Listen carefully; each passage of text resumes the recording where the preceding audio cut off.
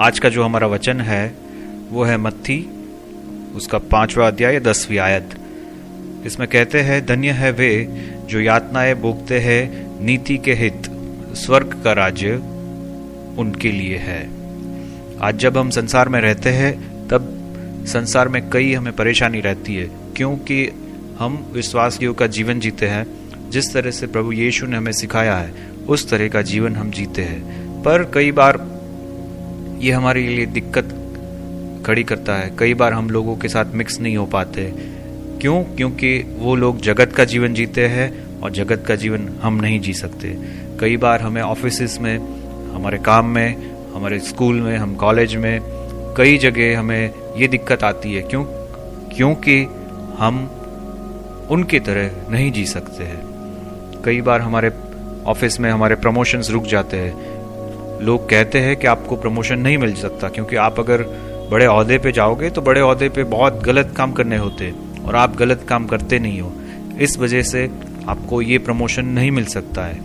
कई बार हम स्कूल में, कॉलेजेस में हमें अलग रखा जाता है, क्योंकि हम उनकी तरह गंदा काम नहीं कर सकते, हम उनकी तरह चीटिंग नहीं कर सकते, हम उनकी तरह लोगों से लड़ झगड़ नहीं सकते। परमेश्वर ने हमें ये नहीं सिखाया है। परमेश्वर का वचन कहता है कि तुम नीति से जियो और नीति का भाग तुम्हें मिलेगा। जब प्रभु यीशु पृथ्वी पर थे तो उनको हर एक बात के लिए लोग उनको सताते थे। सबसे पहली शुरुआत हुई थी शैतान से। शैतान ने जैसे ही परमेश्वर ने अपना कार्य चालू किया कि शैतान ने उनकी कसौटी करना चालू कर दिया, उनको सताना चालू कर दिया, उनको अलग अलग तरह से उनको भरमाता रहा, उनका धोखा देने लगा, उनको सताने लगा, उनको अलग अलग तरीके से उनको लालसा देने लगा। पर प्रभु यीशु कहीं भी उसके हाथ नहीं लगे, कहीं भी वो हार नहीं गए, कहीं भी उन्होंने शैतान के साथ कॉम्प्रोमाइज नहीं किया। आज जो भी हम लोग विश्वास का जीवन जीते हैं वो कहीं भी कॉम्प्रोमाइज नहीं करते, तो हमारे साथ लोग हमें परेशान करेंगे ही।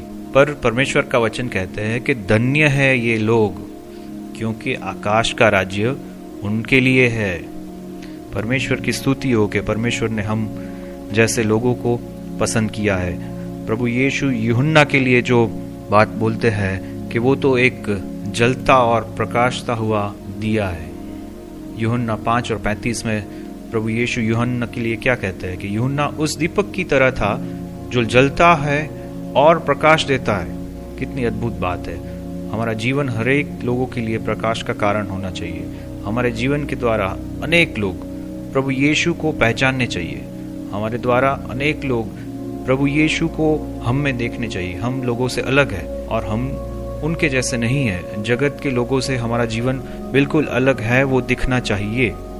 आज के ज़माने में ये करना बहुत कलेजे का काम है। कोई सच्चा हीरो ही ये कर सकता है। जब हम जवान होते हैं तो इस तरह के परीक्षण बहुत आते हैं, पर अकेले स्टैंड लेना ये एक हीरो कर सकता है। हम परमेश्वर के हीरो हैं और ये काम केवल हम ही कर सकते हैं, क्योंकि परमेश्वर ने हमें चुना है और परमेश्वर ने हमें अपना बल दिया है, अपनी सामर्थ्य दी है, उसका पवित्र आत्मा दिया है जो हमें सारे सत्य में लेके जाता है और हमें हर समय हमारी सहायता करता है, हमें मदद करता है।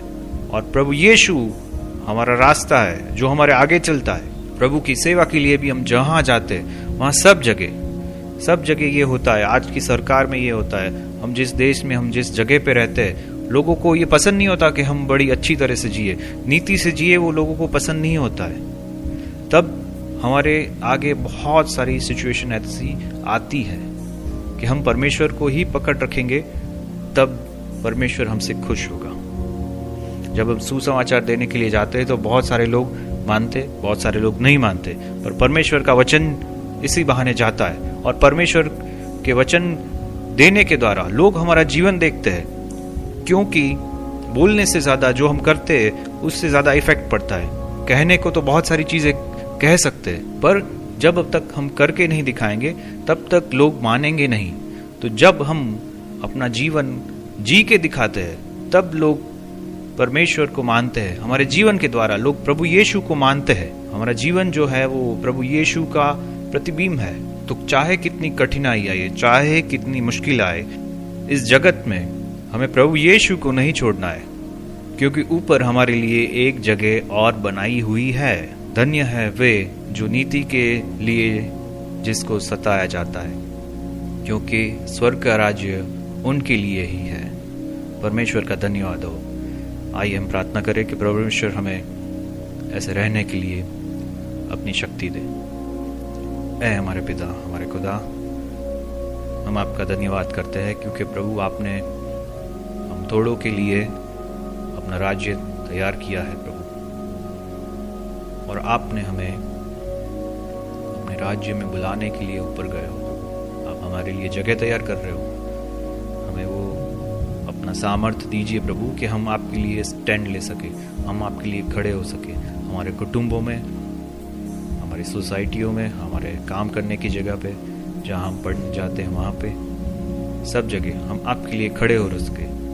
इसके लिए आपकी कृपा होने दो प्रभु। हमारा जीवन हम आपको समर्पित करते हैं। कहीं भी हम शैतान के साथ कॉम्प्रोमाइज़ ना करें, परंतु प्रभु हम आप ही से जुड़े रहे। इसके लिए आपकी कृपा प्रभु यीशु के नाम से, आमीन।